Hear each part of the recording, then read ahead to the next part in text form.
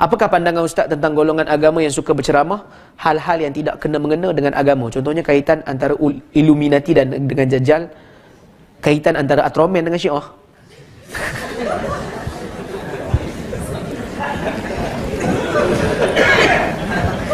Ada penceramah cerita pasal Atromen? Tuan-tuan, Illuminati apa semua ni benda yang ada lah. Freemason apa semua ni benda yang ada. Organisasi dia orang untuk menguasai dunia, benda tu ada. Benda tu wujud. Tapi kita jangan terlalu paranoid.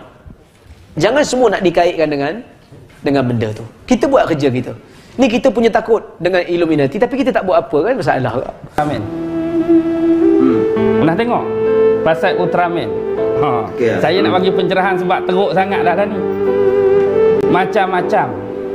Cuma sebelum saya cerita dan bagi pencerahan, saya nak tanya, faham betul ke tak apa yang saya nak cakap tu?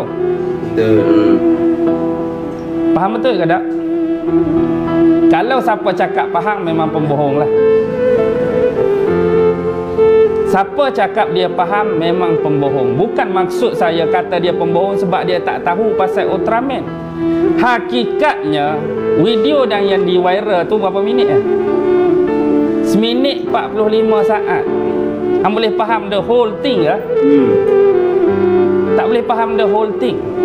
Dan saya berani katakan orang yang boleh faham ceramah dan kuliah yang diviralkan itu hanya kalau dia ada 30 malam tu di Masjid Binjai. Assalamualaikum warahmatullahi wabarakatuh. Halo sahabat sekalian dimanapun kalian berada, saya harap kalian dalam keadaan sehat walafiat. Seperti biasa teman-teman, pada kesempatan kali ini kita nak coba memberikan sebuah perkongsian mengenai tentang ceramahnya Ustadz Auni Muhammad. Karena Ustadz Auni berbagi ceramah tentang Ultraman, tentang Bollywood dan semacamnya, Ustadz Auni mendapatkan sebuah teguran atau mungkin fitnah teman-teman. Namun hal ini Ustadz Auni langsung memberikan sebuah jawaban, melakukan sebuah pembetulan, membenarkan hal ini sehingga tak bisa memberikan sehingga tak terjadi fitnah-fitnah yang terus-menerus kepada Ustadz Auni Muhammad. Nah, seperti apa videonya? Jom tengok videonya. Ultraman. Pernah tengok pasal Ultraman? Okay, saya nak bagi pencerahan sebab teruk sangat dah ni. Macam-macam. Cuma sebelum saya cerita dan bagi pencerahan, saya nak tanya, faham betul ke tak apa yang saya nak cakap tu? Betul. Faham betul ke tak? Kalau siapa cakap faham, memang pembohong lah. Siapa cakap dia faham, memang pembohong. Bukan maksud saya kata dia pembohong sebab dia tak tahu pasal Ultraman. Hakikatnya, video yang di-viral tu berapa minit ya? Seminit 45 saat. Hang boleh faham the whole thing ke? Tak boleh faham the whole thing. Dan saya berani katakan orang yang boleh faham ceramah dan kuliah yang diviralkan itu hanya kalau dia ada 30 malam tu di Masjid Binjai. Bayang lepas kalau malam tu ada 40 orang tu saja yang faham. Kalau ada 50 orang tu saja yang faham. Baki lagi di luar tersebut, sama ada orang Pulau Pinang, orang di luar Pulau Pinang memang tak akan faham sampai bila-bila. Sebab apa saya kata demikian? Sebab isu yang sebenar, bila kita cari video yang penuh pun bertajuk membongkar Syiah, video tu start minit ke berapa? Video tu ada mukaddimah ke tak tengok? Video tu tak ada mukaddimah. Banding dan relate lah dengan video-video yang lain, semua ada mukaddimah dan pembuka bicara. Tapi satu-satunya video yang tak ada mukaddimah, isu membongkar Syiah. Buka-buka terus angkat tangan, Atroman dah. Logik ke tak mukaddimah saya hari ni? Assalamualaikum tak ada, mari cerita Atroman. Tak logik. Hakikat yang betul ialah di sana tuan dia ada. Walaupun malam tu orang lain yang buat kerja. Malam tu memang bermula daripada minit pertama rakaman. Juru rakam bagi pihak AKS Abu Khadijah Studio ada. Yang jadi permasalahan dan isu, dia lupa nak tekan button on bila kuliah bermula. Dia teringat bila? Minit ke-30 tu baru dia perasan bahawa butang on pada kamera tak ditekan. Jadi Allah, minit 30 dah. Butang on tak tekan. Pak tekan masa tu. Masa itulah keluar cerita. Ultraman ya. Itulah isu yang sebenar. Jadi, lepas tu dalam hak penuh tu ambil seminit 45. Semata-mata seolah-olah nak mengaitkan isu saya nak kata Ultraman tu Syiah, Syiah tu Ultraman. Lagu tu ke hak saya nak kata? Sebagai orang yang punya akal yang sihat, logik ke tak Ultraman tu berakidah Syiah? Tak logik ya. Ultraman tu orang ke animasi? Animasi. Syiah ni akidah orang yang hidup. Betul. Isu sebenar macam ni. Rutin di masjid di Binjai Bayan Lepas Pulau Pinang. Tajuk yang ditaklif malam tu membongkar isu Syiah. Kita pun teruja lah nak bercerita, nak bercakap dengan jemaah tentang isu Syiah. Jadi bermulalah kuliah pada minit pertama sampai minit ke-30 tanpa dirakam. Tu sebab saya kata tadi, hanya yang faham orang yang kalau malam tu ada 30 tu je. Hak 1 hingga 30 tu lah. Kalau ada 40 orang tu je yang hak faham dan tahu minit pertama sampai minit 30. Itulah yang orang terlepas jadi silap faham tentang video yang diviralkan. Baik, cerita dia macam ni. Bila satu-satu kuliah, sama macam saya bentangkan di mana-mana pun, saya akan cerita pasal muqaddimah. Kalau ada satu isu, satu kumpulan, satu firqah, saya biasa akan bawa pandangan-pandangan ulama mengenai perkara tersebut atau perkara yang dibincangkan. Ulama ni kata apa pasal Syiah, ulama ni kata apa pasal Syiah, pasal apa ulama ni kata sesat, pasal apa ulama ni kata tak sesat, pasal apa ulama ni kata masih dalam lingkungan Islam, pasal apa ulama ni kata dah terkeluar dalam lingkungan Islam, dan dalil masing-masing. Bila dah habis benda tu, baru kita bercerita tentang firqah-firqah yang wujud dalam aliran Syiah. Betul. Dan sebelum tu barulah nak bermula firqah yang pertama. Yang paling besar dalam firqah ataupun sekte Syiah ialah Syiah Imam 12. Imam 12. Saya pun duk hurailah. Imam 12 ni dia ada 3 nama.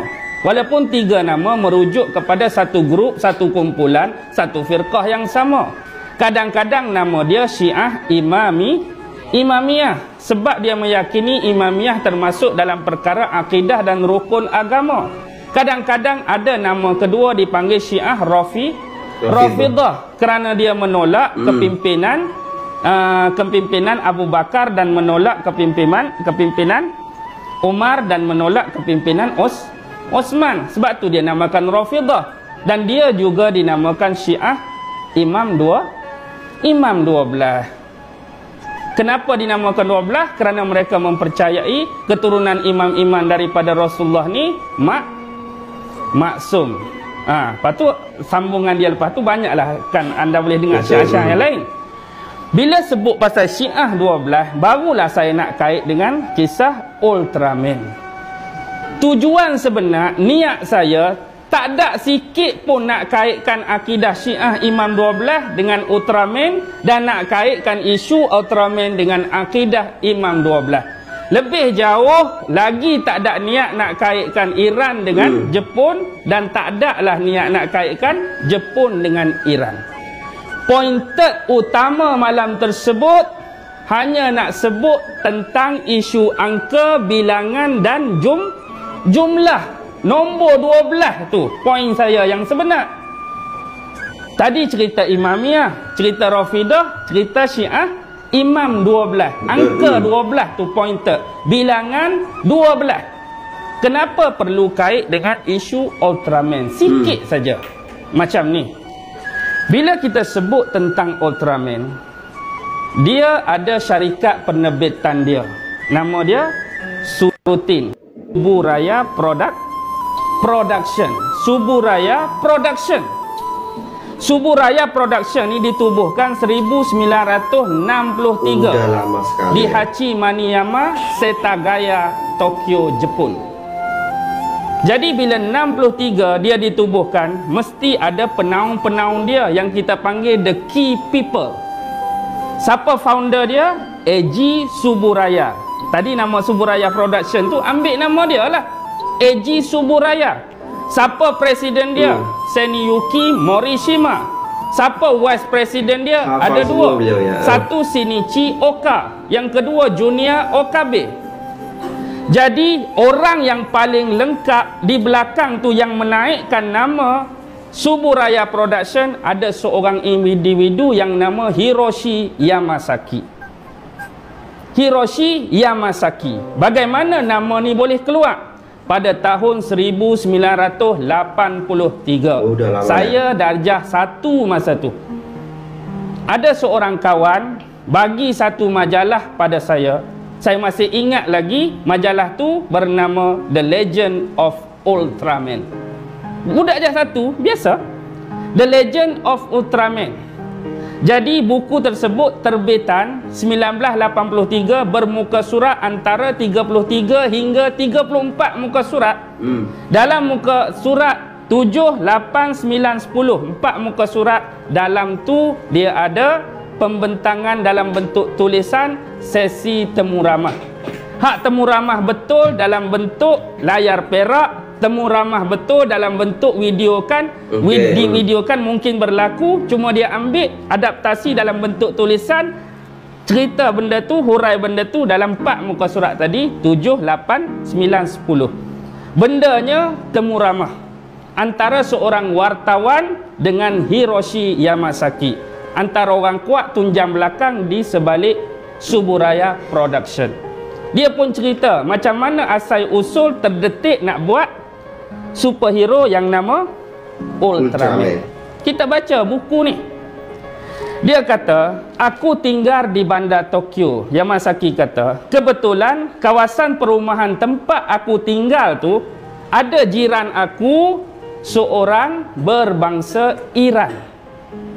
Dia ni sedang belajar di Tokyo, universiti mana tak disebutkan, dalam bidang mechanical engineering. Jepun ni belajar, kebetulan jadi jiran dia. Dan Jepun ni sebut nama lelaki tersebut Taufik Ridha, orang Iran kan. Dan dia berfahaman akidah Syiah 12. Dan kita tahu sejak CEO sampai Hiroshi Yamasaki semuanya adalah penganut agama Kristian yang tegar. Kristian yang tegar selalu sinonim dengan benda yang kita sebut tadi, 12 apostel ataupun Al-Hawariyun. Petang-petang kalau ada masa, jiran mereka duk bersembang, mereka duk bercakap. Kawan ni cerita Kristian, cerita 12 Hawariyun, cerita Kristian 12 sahabat Nabi, cerita Kristian cerita 12 dia. Kawan tu pun kebetulan angka 12 juga. Mungkinlah. Dia cerita pasal akidah dia, sebut pasal imam-imam dia. Tu je yang saya nak kait sebenar. Isu jumlah, bilangan dan angka berapa? 12 yang duk kait Ultraman jadi Syiah tu pasal apa? Kubur.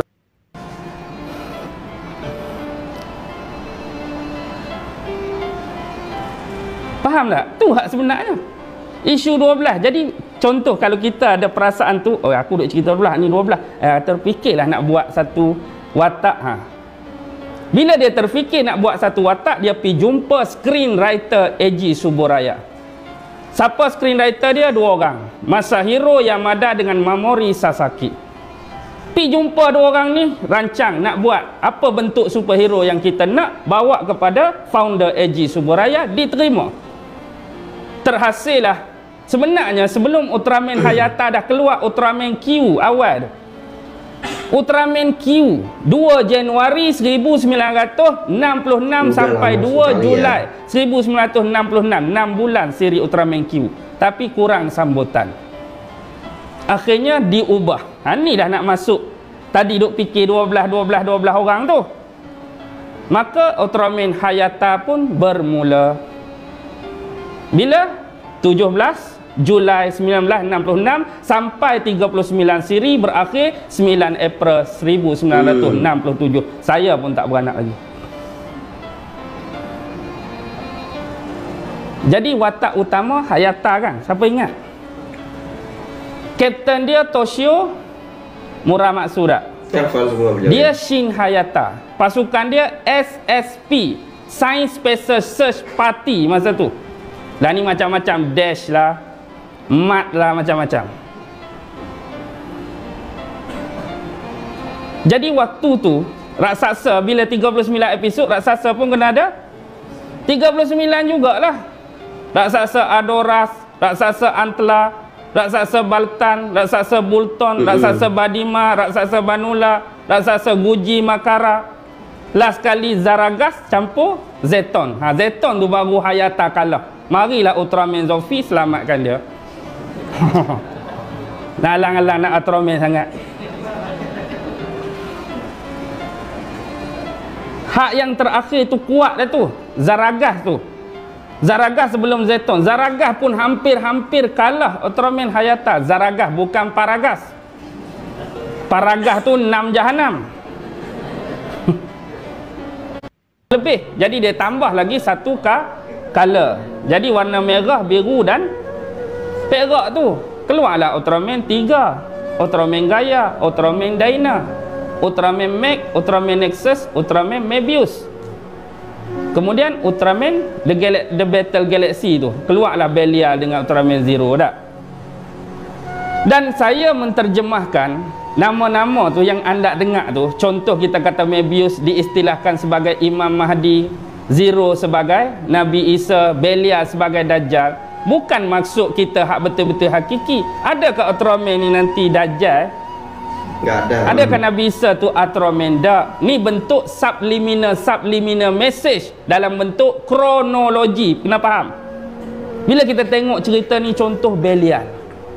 Belial ni jahat. Dia cuba pergi ambil plasma plug. Dia nak matikan the land of light tu kan. Akhirnya dia dikalahkan oleh Ultra Father. Ultra Father ikat dia, dirantai, bubuh dalam gua. Faham tak agak-agak? Kita nampak biasa, tapi sebab dia Kristian segar, kita tahu dia akan pi ke mana juga. Sama macam kita. Penjahat ni yang nama Belial ni kena ikat dekat Ultra Father, kena rantai, letak dalam gua seorang-seorang. Tu dia panggil subliminal message. Walaupun tu hanya pandangan dan pendapat. Agak-agak kalau anda sendirilah lagu tu nak kata apa tu?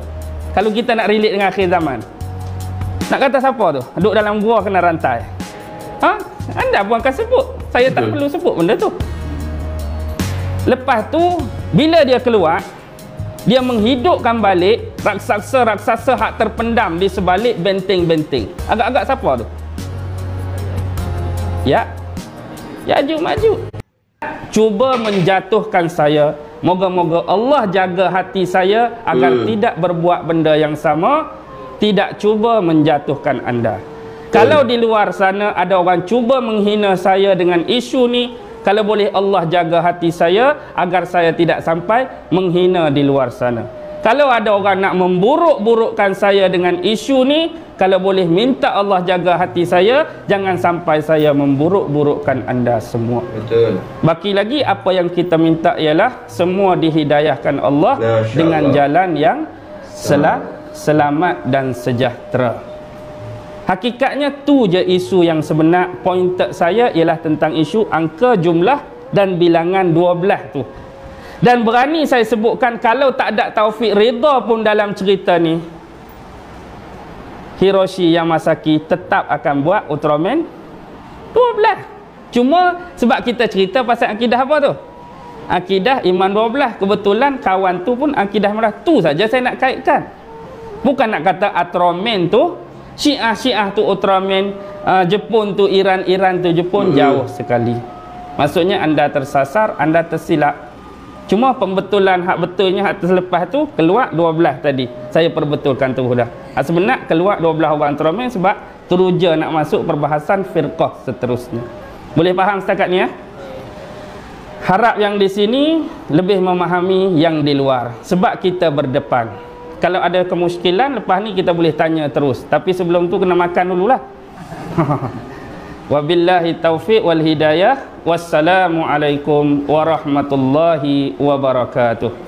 Cuba menjatuhkan saya. Waalaikumsalam warahmatullahi wabarakatuh. Teman-teman, sangat luar biasa sekali penyampaian atau jawaban daripada Ustadz Auni Muhammad mengenai atas tuduhan dan fitnahan kepada beliau, teman-teman, dimana pernah kita jumpa ya ada salah seorang itu menghina ceramahnya Ustadz Auni Muhammad disebabkan beliau itu selalu memberikan ceramah tentang Ultraman dan semacamnya, Bollywood dan banyak yang lainnya, sehingga disinggung dan difitnah Ustadz Auni oleh beberapa kalangan ulama juga atau ustadz juga, teman-teman. Nah, semoga Ustadz Auni selalu diberikan ketabahan dan tidak pernah berhenti semangat terus untuk mensuarakan dakwah-dakwah Islam yang sangat luar biasa, teman-teman. Semoga video pada kesempatan kali ini bermanfaat. Sampai jumpa di video berikutnya. Assalamualaikum warahmatullahi wabarakatuh.